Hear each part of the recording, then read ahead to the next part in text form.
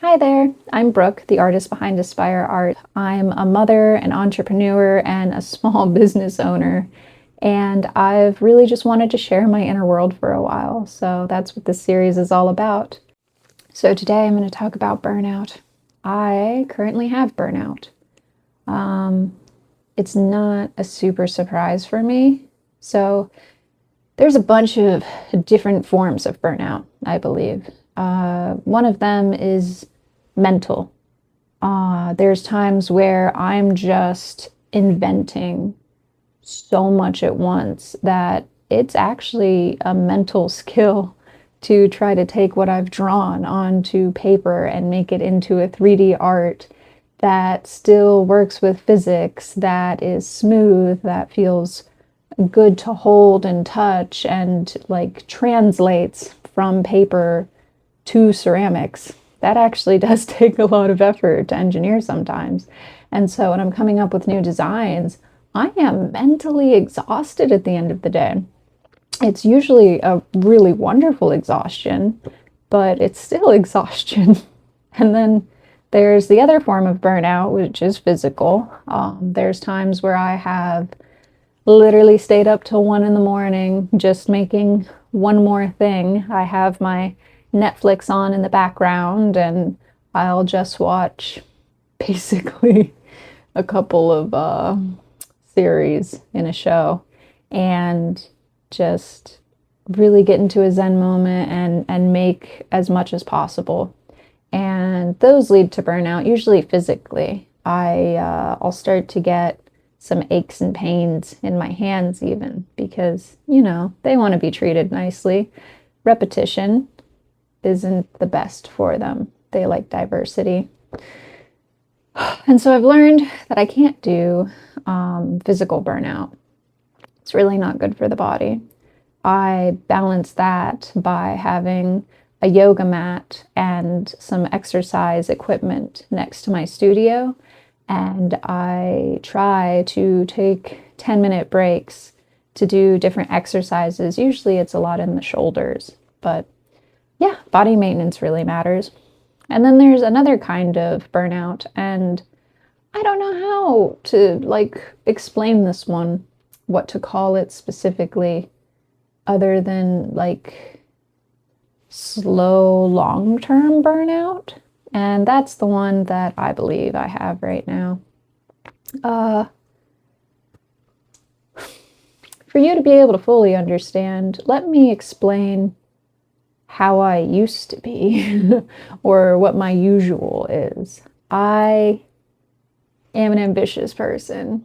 I love creating, and when I'm working on a series, I just want to devour it. I want to completely make that art piece 100% of my world. Sometimes I'll forget to even eat. I'll have some frozen pizzas so that I can pull all-nighters, and it's not healthy, but it is like a form of happy obsession.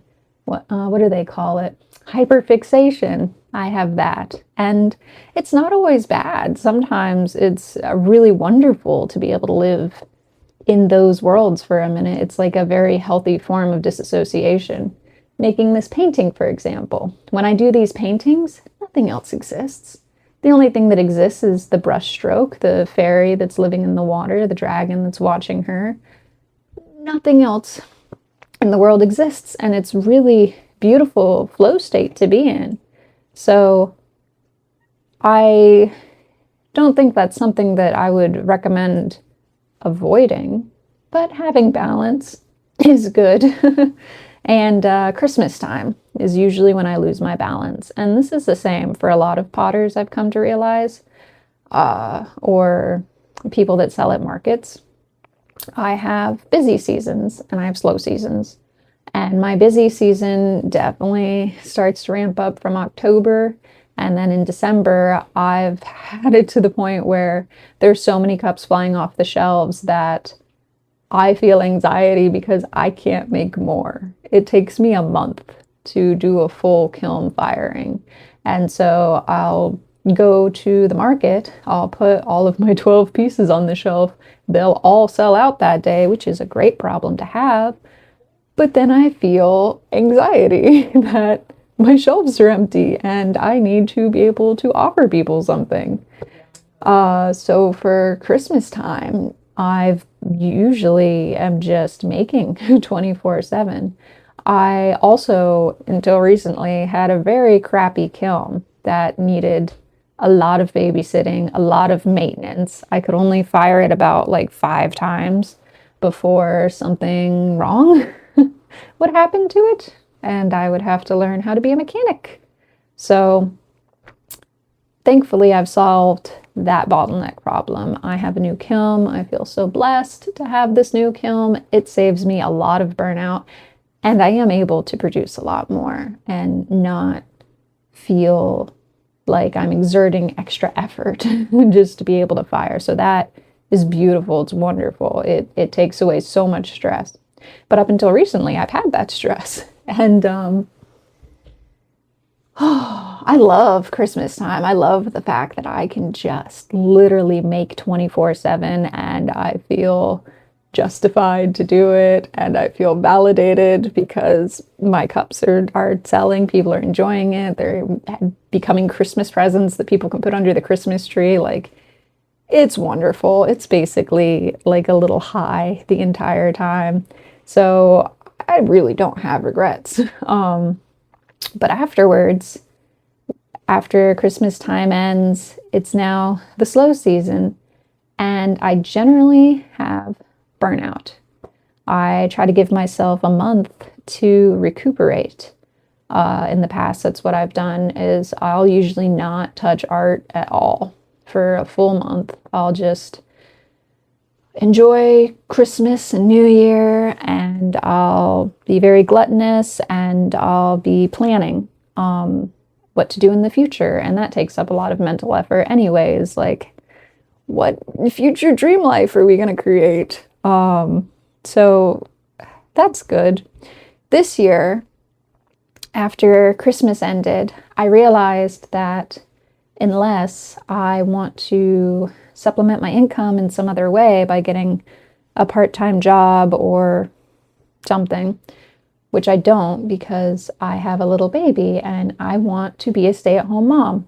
I would like to be able to be there for my son, and I'm willing to do anything to make that happen.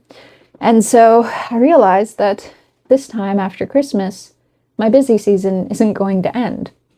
I have decided to take on custom pieces. And especially for this Christmas, I wasn't able to make as much as possible because I just recently had my baby, and that'll be another story and another video of strapping him to me and trying to figure out how to glaze while he's like knocking into me or nursing. It was a very adorable experience. It made for some really wacky art that people still enjoyed, but it wasn't the same as my normal production.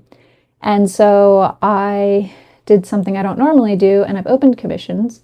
I've offered to do custom work, which is really intricate and kind of intimate. I talk one-on-one with someone and I learn what their likes and dislikes are for particular pieces, what their favorite colors are, why they want this piece to be replicated, or what they're looking for in their piece. And so that creates its own strain. And also, I don't know if this is like unrealistic expectations, or I'm very particular in my mindset because I'm the artist, but art is sacred to me. I don't want to mess up someone else's art project, and if I have to recreate it, it's going to take me another month. So it's a pretty big deal, and I feel honored, but I also feel the crushing weight of responsibility, which is okay. But that's there. I have the responsibility to follow through and to make sure that these pieces come out in a reasonable time and that they're what the person vibes with and can connect with and fits their inner child and their story, and that's great. But that has created a burnout in and of itself, is I didn't give myself that little rest time. And then I have had less time to work because of baby, so my time is much more condensed, but the hyperfixation is still there, the intensity is still there, and the ambition is still there. So I'm just trying to cram it into shorter work windows. And I think that added to the burnout. And it's tough too, because burnout isn't always like aligned with depression. It isn't always that it isn't always that I work myself to death and now I'm depressed because I'm doing things that I don't want to do. It's not like that at all. The depression would actually come from the fact that I've worked myself to death and I still want to do things, but I physically and mentally can't keep up. So burnout isn't always necessarily like depression. It's just exhaustion. And some of the ways that I've come up with to combat this exhaustion, during Christmas time, I realized that I would need, I don't want to say an outlet, like a check-in system, basically, to make sure that I'm not going too hard, or to make sure that my mind wasn't just 24/7 on cups and on production and all of that. And so what I did this year, which helped a lot, was I bought a course. It was $45. It was from Solstice Ceramics. And we would have Zoom meetings once a week. And those helped a bunch because it was other creators getting together in a space and talking about their business or talking about their creative ideas or what art meant to them. And I actually ended up in this little group talk where someone mentioned how art is basically a piece of themselves and a piece of their soul that they're offering to another person. And like, I was around people that understood how sacred art can be and all of the fine details and the extra little things that we do as artists that ordinary people or non-artists don't really see. When they see a cup, when they see an art piece, they think it's beautiful. But if an artist looks at this painting, they can take it apart in their mind and they can kind of see the layers that went into it, the time that probably went into it, the fact that these scales had to be individually painted one by one and then gone through with a small yellow dot to add this little highlight one by one. And so artists can like read the hidden language, basically. And it was nice to be around those people that understood. And it made me feel like I wasn't going crazy because currently my studio is in my new home. I live with my family and it's basically in the living room, and they are non-artists and they do not understand what's going on. They don't understand drying times. They don't understand that if I'm on my phone, that doesn't mean that I'm playing on my phone. I'm literally having a business meeting right now. And so it helped a lot to have that mindset, that check-in system, and that inspiration too. Is there was one artist that came on and she was a ceramicist, and she talked about how she managed to do it full time, how she set up her Instagram, the kind of creative inner child vibes that she wanted to create. And I completely aligned with her. And it helped my burnout so much because it made it feel like I wasn't alone this time. I wasn't just hyperfixating on my projects all by myself that no one else understood. I had a little community. And so that was really nice, even though it forced me to take out an hour, sometimes 2-3 hours of my time to do this video chat. And I would bring my baby too, so he got to be a part of the video chat. It was a good checks and balance system, because the thing about burnout is it's really just that. But for me personally, and I think this is just about burnout, is that you're not balancing yourself. It's a lack of work-life balance or just a lack of balance in general. So the way to fix burnout for me is to feed myself. Sometimes it's a nice meal, some good snacks, or it's to get really cozy and get under the covers and find a good movie or give myself a new series show to just binge watch and devour, or a new book to just listen to all night and just get lost in that world. I just got out of the shower because that was my version of self-care today, is I decided to take an hour out of my free time to take a very slow, intentional shower, just sit under the warm water and just allow that to be time for myself. Mental space really does matter. Our thoughts, our inner beliefs really do matter. If I had the belief of my business isn't valid unless I work till I drop, or something along the lines of that, that's going to influence the way that I act. And so I very intentionally have made sure that I create a checks and balance system. Other than these just little breaks, I also put rituals into my day. I have a specific tea that I brew, and I go into my room and I have the shelf full of all of my personal cups. There's like 20 of them. They're all unique and beautiful, and they all really deeply resonate with me and connect to a former timeline.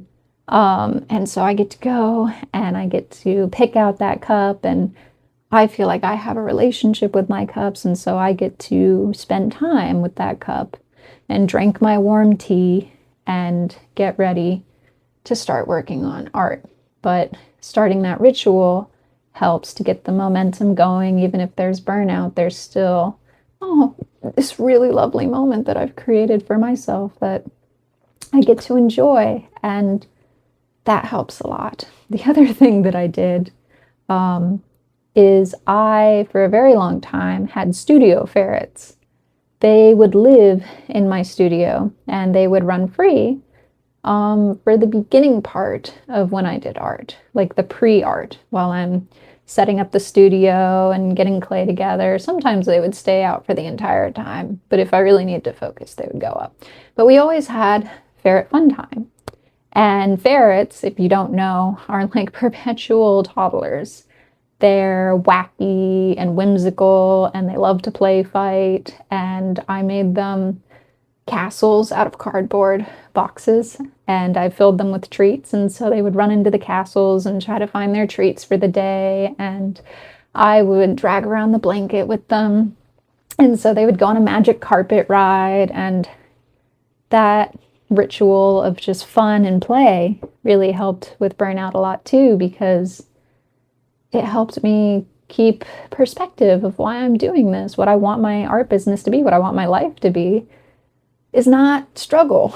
It is to feed myself and then give to the world from that abundance, and to offer that childlike whimsy to others. And the ferrets were just a really beautiful way to capture that childlike whimsy. I don't have them currently in my home because my baby, he takes a lot. I'm a single mama, and so I have my fluffy dogaloo and I have my son. And my son has taken the shape of the studio ferrets, and I say this lovingly, is sometimes I will just have him in his little swing, and I'll be sitting there working on a sculpture or doing some pre-cleaning or something that I would normally do with my ferrets. And he'll just be smiley and bubbly, and I'll go over and kiss his little belly, and I get that same happy childlike joy and that same kind of happy morning ritual from him as well. And so that checks and balances, that self-love and just love in general, and feeding myself makes a big difference to combat burnout. Now when I get burnout, it usually only lasts for a day or two. In the past, Like I said, it's lasted for a month. I've had periods of time where I've gone 3 months of not doing art. And so I don't really struggle with that as much in my current timeline. Yeah, if I have burnout, it's mostly physical, and my checks and balance system helps a lot. I still continue to pair my art with like listening to a really great story or watching a video that I love, and like making the experience as joyful and frictionless as possible. And it also helps to share. I love to share the process. I love to take pictures and share it on stories, and I really do just want to be able to share this inner world with you guys, because it's amazing and it's intentional, and I've spent years developing it, and I do it through psychology as well. I make fantasy things. That's the lens that I choose to see the world from, but it stems from and it's based in psychology. And so all of it is very, very carefully crafted, and it's not just a business, it's a lifestyle. And I want my business to be an extension of that childlike joy and that inspiration and that feeling that I can do anything. I can create anything. I'm an inventor. I'm a maker. I love that. And yeah, so I have burnout right now, but I took a shower. I'm about to go make some tea, have a cozy little moment, and then I'm going to get started on my first commissions of the year. So it was nice talking with you guys. If you liked this video, if you could, actually, it'd be cool if you wanted to become a collector. You can check out my website. You can check out my art. My shorts show a lot more of the art videos and the art process. But really, I'm just happy to be able to create a community. So thanks for watching.